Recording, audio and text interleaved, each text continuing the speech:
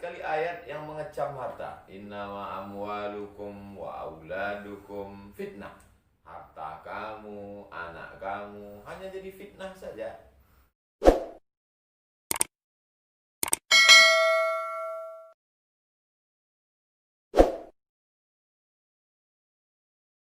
Bismillahirrahmanirrahim. Assalamualaikum warahmatullahi wabarakatuh. Waalaikumsalam.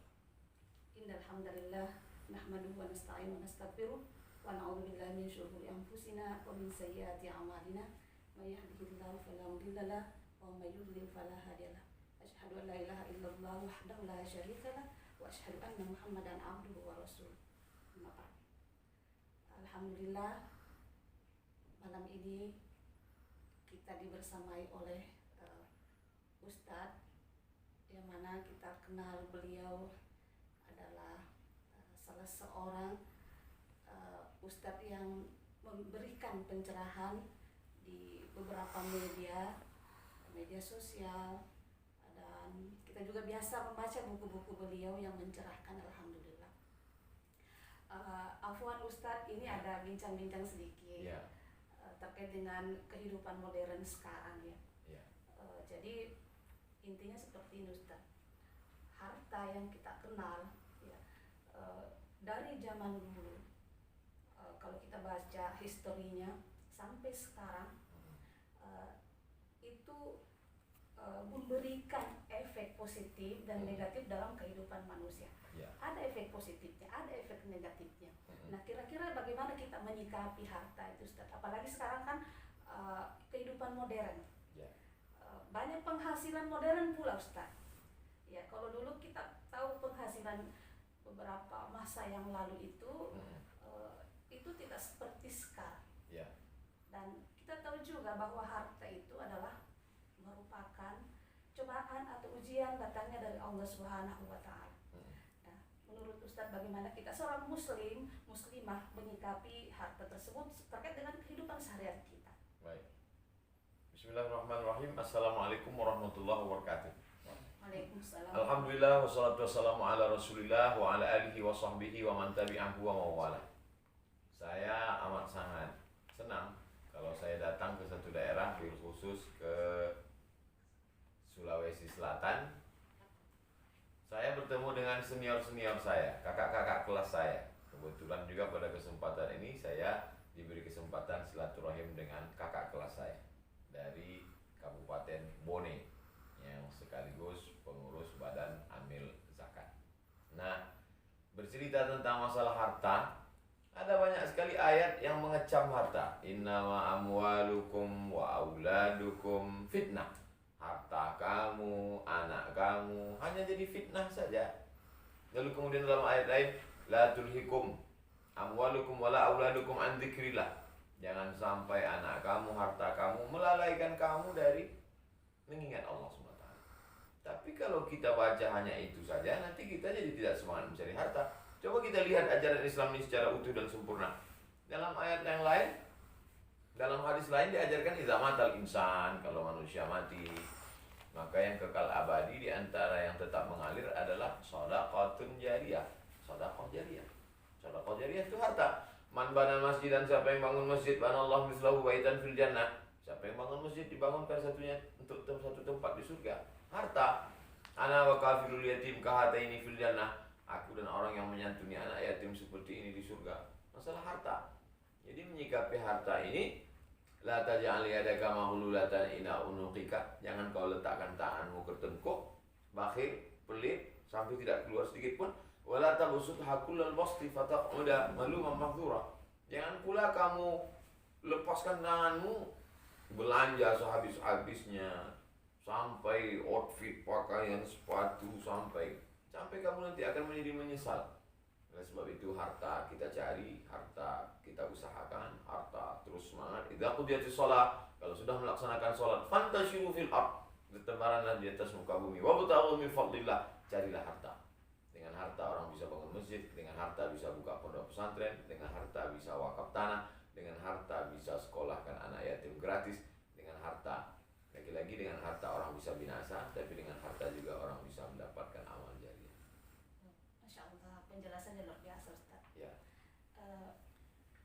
mengenal sejarah Ustaz ya. Ya. Ada sahabat Rasulullah SAW, Utsman bin Affan, Abdurrahman bin Auf, Ya. Zubair bin Awam, Masya Allah. kalau tidak salah Ustaz ya.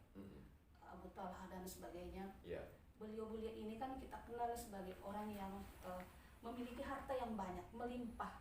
Tetapi dalam kehidupannya hartanya itu banyak juga yang dizakatkan, diinfakkan. Ya. Nah ini yang mungkin perlu disadarkan Ustaz, masyarakat kita, masyarakat muslim kita. Ya. Ada masyarakat kita diantaranya yang rajin sholat, rajin puasa, bahkan puasa sunnah mungkin. Ya. Tapi di sisi lain, ya ini terkait dengan penelitian saya juga Ustaz ya. Ada beberapa masyarakat kita yang saya sebutkan tadi, dari segi ritual ya, dari segi pengamalan Islam seperti sholat, ini masih banyak yang tidak paham tentang zakat Ustaz. Padahal kita kenal ya, pada masa sahabat Rasulullah itu ya, dengan tabiin juga demikian, banyak yang justru selain menzakatkan hartanya karena itu adalah kewajiban, juga mereka menginfakkan tidak segan-segan begitu. Artinya banyak yang mereka keluarkan untuk kepentingan Islam. Bagaimana ini masyarakat menurut Ustaz, fenomena masyarakat yang kurang paham mungkin, bahkan banyak juga Ustaz yang tidak bisa membedakan apa itu zakat, infak, sedekah, wakaf dan sebagainya. Artinya itu fenomena di masyarakat yang kami dapatkan. Biasanya ketika dia sudah mengeluarkan sebagian hartanya dan tidak sesuai dengan asnaf, mereka mengatakan saya sudah mengeluarkan kok harta saya. Nah ini mungkin bisa dijelaskan Ustaz perbedaannya mungkin Ustaz. Ya. Terus gimana cara menyikapi? Jadi dalam Islam ini la ilaha illallah betul, tapi di awalnya itu fa'lam annahu la ilaha illallah, berilmu. Pentingnya ilmu dulu. Makanya dalam ungkapan ulama tasawuf, awwaluddin ma'rifatullah. Awal pertama dalam agama ini adalah mengenal Allah, ilmu.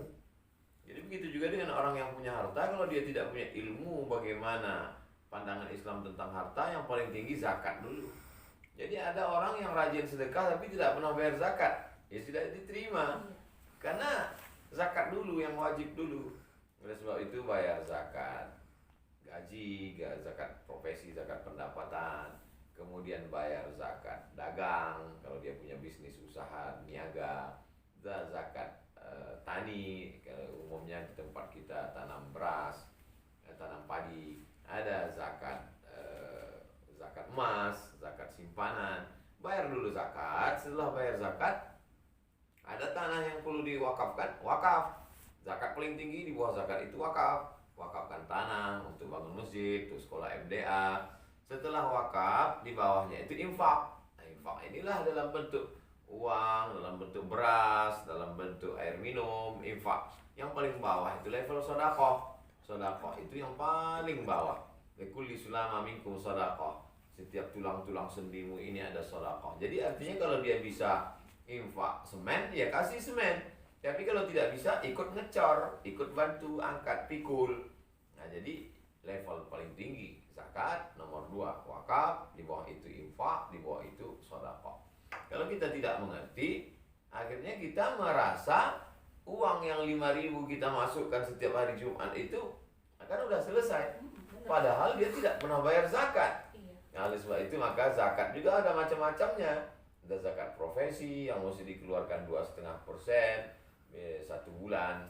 Jadi kalau pendapatannya 85 gram emas 1 tahun dibagi 12 bulan, dalam tiap bulannya itu dikeluarkan 2,5%. Jadi kalau 1 bulan dia 5 juta, 2,5%-nya mudah saja, 1 juta itu 25.000.